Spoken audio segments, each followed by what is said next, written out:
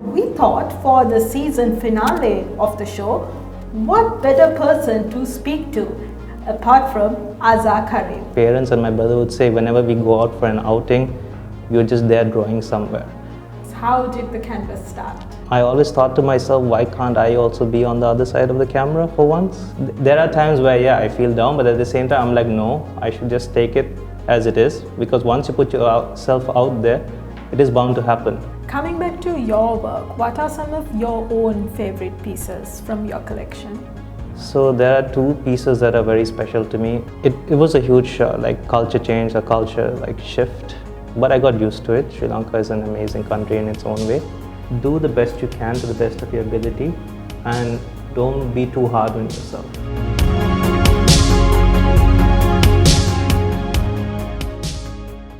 Welcome to the canvas. We are at the beautiful Gallery FourLife today, and it's a lovely space where you can showcase your arts and crafts. And to talk to us, we have a very special person here with us today. If you've been following the canvas, you'd know him as the host and the producer of the show.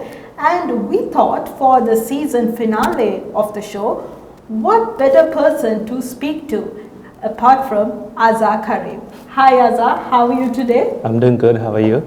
I'm great. Azhar is a content producer at Vijay Networks and he calls himself as a student of art.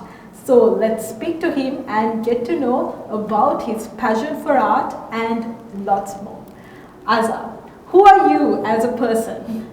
It feels so different getting asked that for the first time. Usually I ask people that. As a person, I feel I'm a creative individual. I feel I'm also very sensitive and I'm hardworking. I do what I can to the best of my ability, but at the same time I try to take risks. I'm 26 years old. I was born and raised in Dubai. I lived there for 25 years. And I just recently came here. It's been a year and a half. And it was a huge culture change, a culture shift. But I got used to it. Sri Lanka is an amazing country in its own way.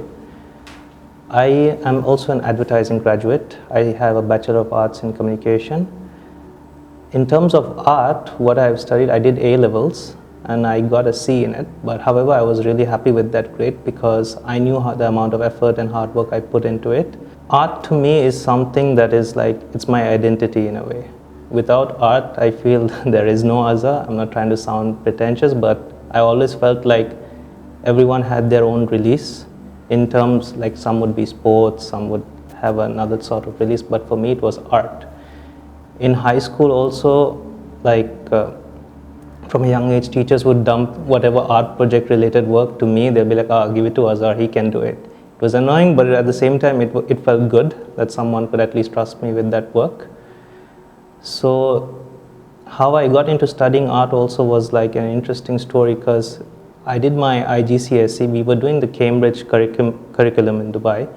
So in the first school I studied, which was Westminster, till my O-levels, they didn't have art. So then when we went to Cambridge, International School of Dubai, they had the option of art. I was going to we were only allowed to take 3 subjects. So economics was one of them. Last moment, I felt like I didn't want to do economics, I wanted to do art. I was a bit lost in my life. I was like, okay, art might be easy, I'm probably good at this and all, and I was wrong, I was completely wrong. I was too naive.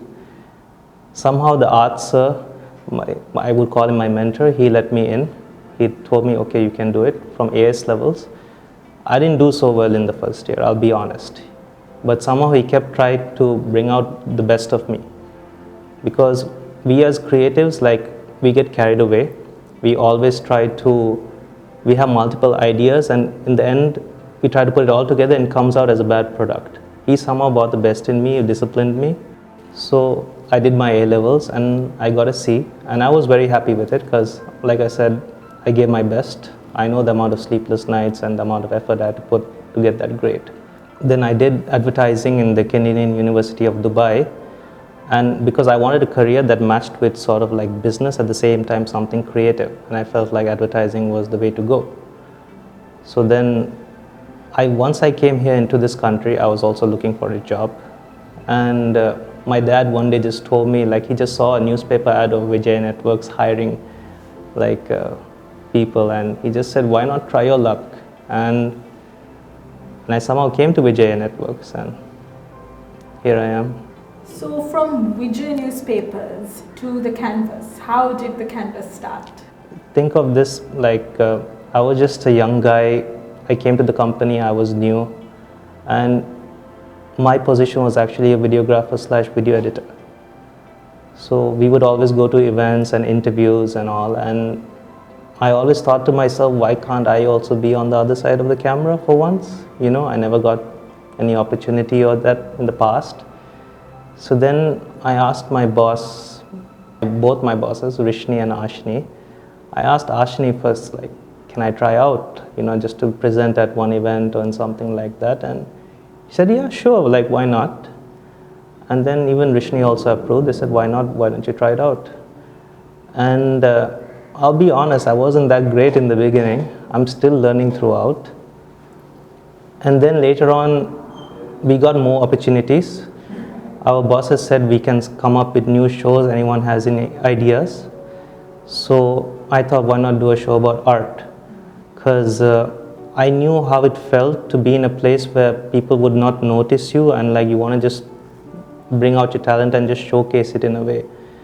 So I said, I just asked her, like, okay, can I have a show like this? And she said, yeah, sure, you know, have it. And then I was thinking of a name, and the name Canvas came up. And the main concept of the show was like just to help out those underrated artists, because there's a lot of talent in Sri Lanka, and I just got tired of seeing the same people getting promoted. There's nothing wrong with that, but I do feel there's more younger talent. Not only young, there's even more people who are older and very talented as well. So I just want to showcase that on this platform. I think that's a beautiful concept. You coming up with your own show purely to help out underrated artists in Sri Lanka. That thought itself is very beautiful. And who are your influences in terms of art? So as I said, from a young age, I just like to either scribble on a paper, do something. Like my parents and my brother would say, whenever we go out for an outing, you're just there drawing somewhere. And I feel most of it came from like a lot of different influences, but I would like to thank two people. One is my mom, and one is my mentor in Cambridge International High School.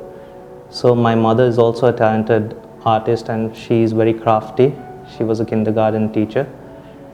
So she was always creative, and she had a creative mindset. I guess genetics came, and I got also that's some of it. And only recently she told me that even my granddad also used to like to draw, and that was very interesting to know. And in terms of, like I mentioned earlier, in terms of my high school, my art sir, he was very like stern and strict. At the same time, he would like us to have fun when producing work. So whatever I am in terms of how I see things, and also like because I'm very disciplined when it comes to certain things, I owe it to him, because he helped me be that way. Like, he didn't always say like just do art. He didn't make me do art for the sake of it, because sometimes we just paint just like that. Right. He made me be more focused, more like focused on the topic or on the subject and the piece when you're producing that artwork.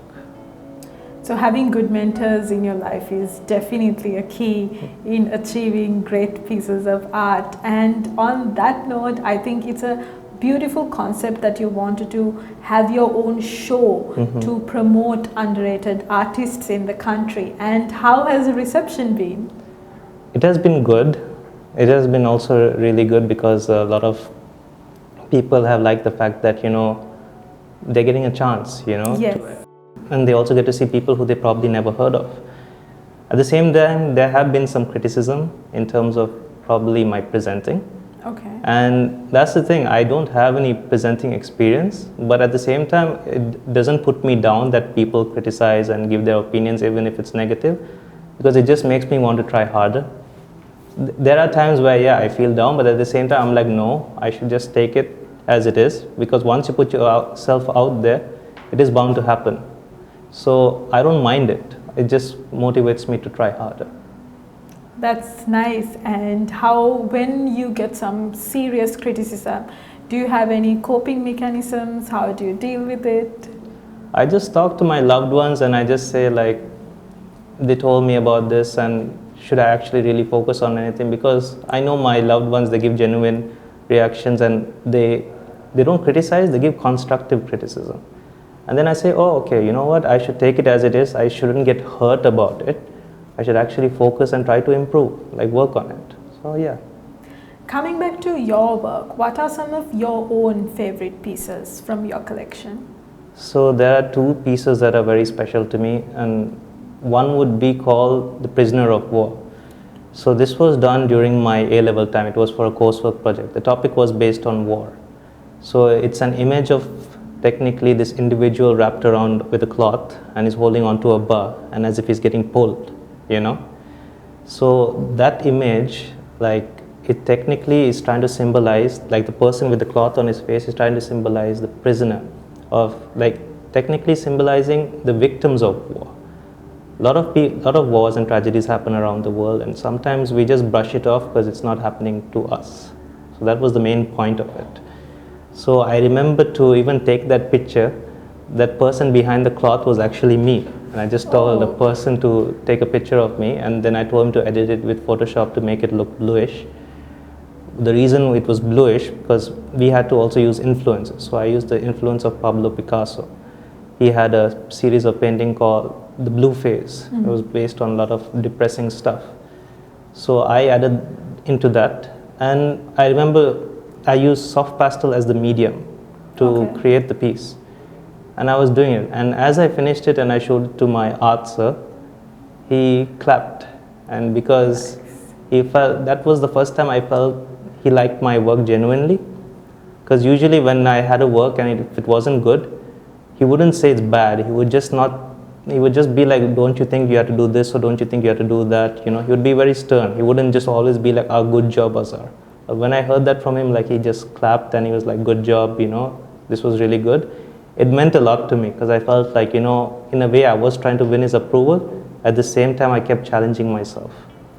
And another piece of mine that is favorite to me is like the Martial Eagle. During that phase, there was a phase like I was somewhat depressed, and I haven't been painting for a long time. This was probably it was like 3-4 years back. So I had time.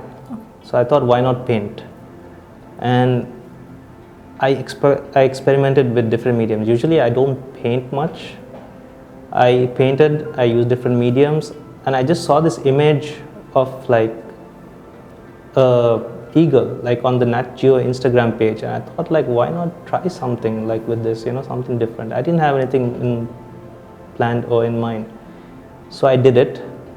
I felt like I had a plan while doing it, but at the same time I didn't. But somehow I was happy with the results because I felt like during that phase I created some work.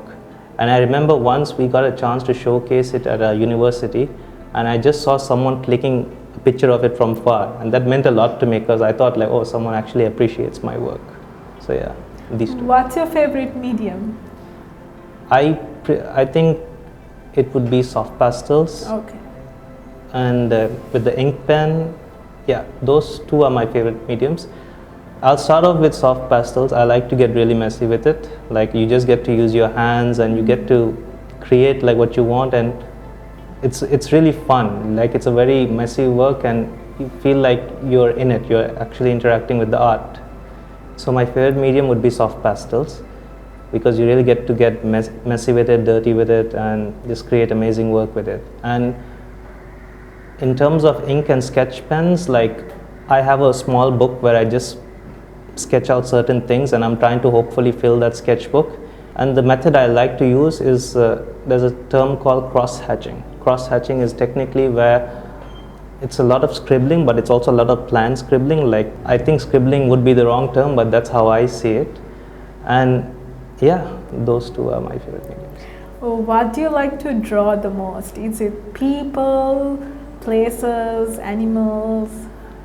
I think it's anything, to be honest. Anything. But I don't prefer landscape that much, but I prefer people and animals. Yeah.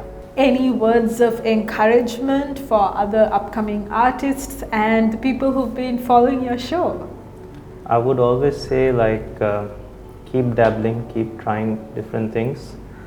And it's okay if you're lost with where you want to go in life, everyone is. So just keep doing something at least, keep trying.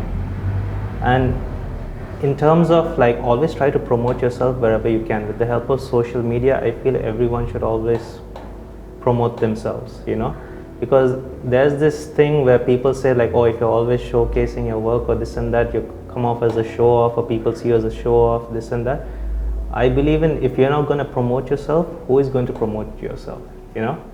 So do the best you can to the best of your ability, and don't be too hard on yourself. So Azhar, what does art mean to you? Art to me is my identity. To some people it's a release, to some people it's just their passion. I feel art is something very special to me. I feel that is what, it holds a special place in my heart, and no matter what, I will still try my best to do art. In a way also it affects how I see life and how I see things around me, because everyone sees life in a different way, but maybe as an artist or even through other creatives would know, we see things differently. Like when we see an object or when we go to a surrounding place, we see like probably texture, the location, like how beautiful the thing is, you know. That's what art is to me. Like it even affects like even your personality in a different way. So yeah, to me art is, to people it's their identity, and to me also it's a part of my identity.